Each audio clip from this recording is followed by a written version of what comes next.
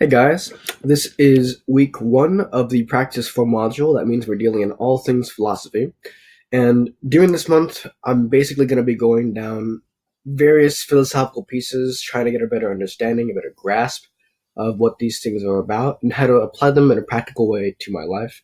And so hopefully throughout these four videos that I'll be making, you'll be able to get a better idea of philosophy, and so will I. So to kick it off, the first article that they had me go through at the Praxis apprenticeship was an article by Jason Fried called Give It 5 Minutes. And so what this was about was Jason, he went to a talk by this guy named Richard Orman. And throughout the entire time, Jason was just rejecting every single idea that he had. And so instead of trying to have a understanding of what Richard was talking about, he was forcing his own opinions on what he was saying and just trying to be right, basically. And so after the talk, Jason went up to Richard and just started, hammering him, just rejecting all of his ideas. And Richard told him, just cool down, give it 5 minutes, just think about it. And so Jason did that. And when he did that, he realized that, yeah, Richard might actually have something backing his opinions, backing his ideas. The guy's been in his industry for like 30 years. There's got to be something to what he was talking about. And so when he gave it more time, he realized that there was. But the thing that he took most from his talk was Richard's advice, which was to give ideas 5 minutes. So often we just, we hear an opposing view and we don't take any time to think about it, and we just smother it because we want to be right. And so instead of trying to be right all the time, it'd benefit us more if we work to have an understanding of new ideas and concepts that, that we don't understand. Because that's just the best way to grow. Personally, in my own life, I used to believe, just as an example, that the meaning of life was joy, and that there was nothing other than that. And so anybody who tried to contradict me on that, I worked to basically just prove my argument. And the people that I disliked the most were nihilists, because their argument was that life has no meaning, has no significance, we could all die tomorrow, and the universe would be peachy. I didn't like that. But it wasn't until I gave it more than 5 minutes of thought, well, really it took a couple days, but I started trying to understand where they were coming from, and eventually I kind of got to the other side of nihilism. So the basic idea is that in nihilism, nothing means anything, and any meaning that we have, any stories that we make about reality, are our stories, our meanings. But that doesn't mean that is objectively how it is. However, if all meaning is generated by us, then that means that I can make any meaning of life that I want. And so if I believe that the meaning of life is joy, then I will own that. It's not something that is forced upon me, it's not as if the universe is saying, you have to be joyful, and if you're not being joyful, then you're doing something wrong. It's not that. It's, if the meaning of life is joy, then I choose to believe that. And I can really just, take ownership of that idea and apply it to my life. And it's almost like it frees you from having to do anything. And, you become accountable to all your actions, really. But that's even more deep into it. But yeah, that's the gist of this article. The second article was called The Work Required to Have an Opinion. And the author of this article was making the argument based off of the writings of a guy named Charlie Munger. And I'll read you 3 quotes here by Charlie Munger. He said, "I never allow myself to have an opinion on anything that I don't know the other side's argument better than they do. We are all learning, modifying, or destroying ideas all the time. Rapid destruction of your ideas when the time is right is one of the most valuable qualities you can acquire. You must force yourself to consider arguments on the other side. And the ability to destroy your ideas rapidly, instead of slowly when the occasion is right, is one of the most valuable things. You have to work hard on it. Ask yourself, what are the arguments on the other side? It's bad to have an opinion you're proud of if you can't state the arguments for the other side better than your opponents. This is a great mental discipline." And so what the author took from that was, in order to have an opinion, you have to be able to argue against your own opinion better than the smartest person in that field. Which is kind of just another way of saying, if you want to be the smartest in your field, you have to be better at arguing than anybody else. And I don't quite think that's what Charlie was talking about. I think that is necessary if you want to be confident in your beliefs, confident in your opinions.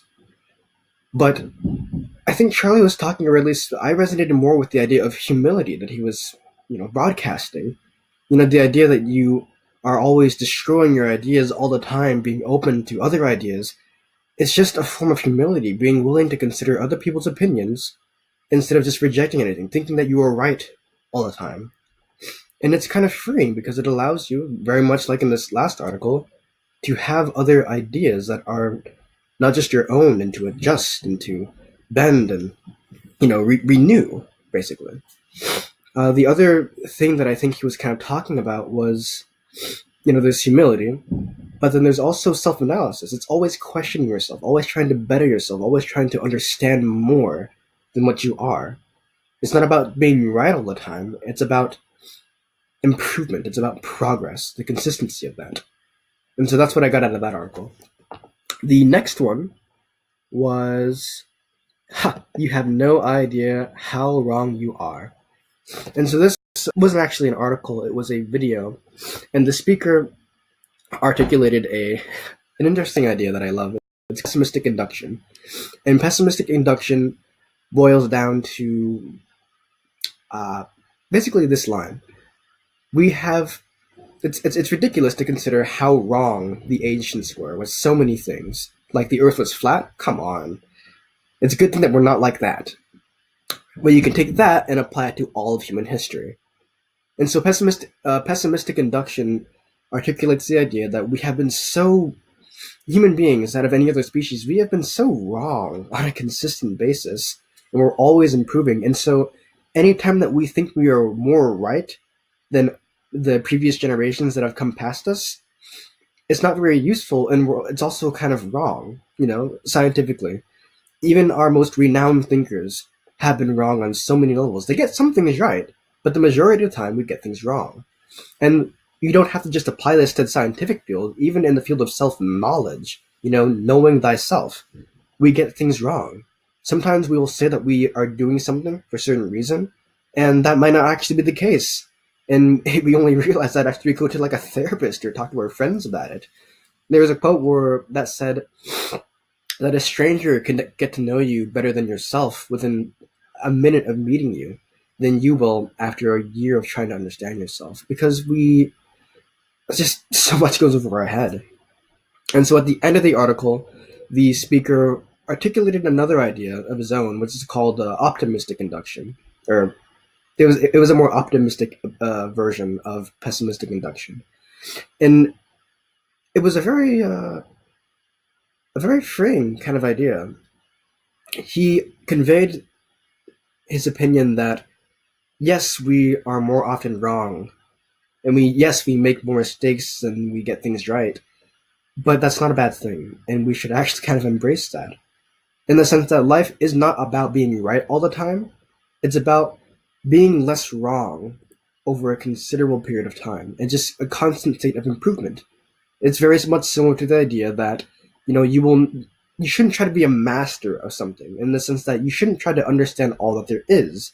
You should accept the fact that you will never understand everything, and that you will always be a student of learning, a student of science, a student of whatever you're doing. And so although you might be very good, there's still always room to grow.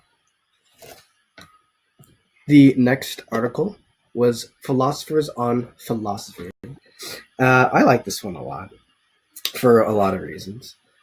It was just, philosophy is one of the few fields where the top minds in it can't quite agree on what it's about. And so they all have their own ideas of philosophy. Personally, I kind of think the Greeks got it right. I think philosophy is just a love of knowledge. And, another way of saying it is philosophy is just thinking about thinking. And yeah, the whole thing just went through a lot of different ideas of what philosophy is about. Some of the core ideas that, like even though philosophers have different opinions on what they're actually doing, there are some common threads that the writers of the article notice. And so I wrote them down. Philosophy tends to involve critical thinking. it's making sense of the world around us and within us. There are a lot of notions of presuppositions within philosophy, and it's philosophy is being able to articulate ideas clearly for others to understand. Typically, philosophers concern themselves with making distinctions between philosophy and science because some people can muddle them together, but there is a distinction, and it is an important distinction. That's basically what the article is about. Yeah, it's just a lot of different opinions, and I recommend it to anybody. The next one, or the final article that I went through, was on why hypothetical thinking matters. And I might be taking the subject too lightly, but when I read this, the first thing that I thought of was the question: would you rather fight one horse-sized duck or 100 duck-sized horses? Now that's some hypothetical thinking right there. You're never going to encounter it, and that might not be a useful thought experiment, but it is entertaining nonetheless. But another example of hypothetical thinking is, what would you do if a hurricane destroyed a town? What would you do? What would be the contingency plan? And so he argued that there are two uses to hypothetical thinking. And the first is that it allows you to create contingency plans, for situations that might occur but have not yet occurred. And the other use is it allows you to achieve clarity on ideas that are kind of muddled or complicated in reality. For instance, you can use hypothetical thinking to better understand relationships. How would you do that? Any sort of relationship movie where the couple, they're having an argument or there's a conflict, and eventually throughout the course of the movie they take certain action steps and behave in certain ways that allow them to better come together. Or movies that teach us about life, stories, are just another variation of hypothetical thinking, but they allow us to, they if they're done right, they help shed another perspective on our own ideas of what life is, how we should live it, and I guess if we're going to go all the way to the end, where we're all going and what we're all doing. And so, yeah, I mean, there is use to thinking hypothetically. If you're only considering things based on reality, like if you're never able to think outside of the box, then you're limiting yourself to a great extent. That sums up the week 1 video, and I'll be releasing the week 2 video hopefully not too long from now, sometime soon. Thank you for taking the time to be here, and have a wonderful day.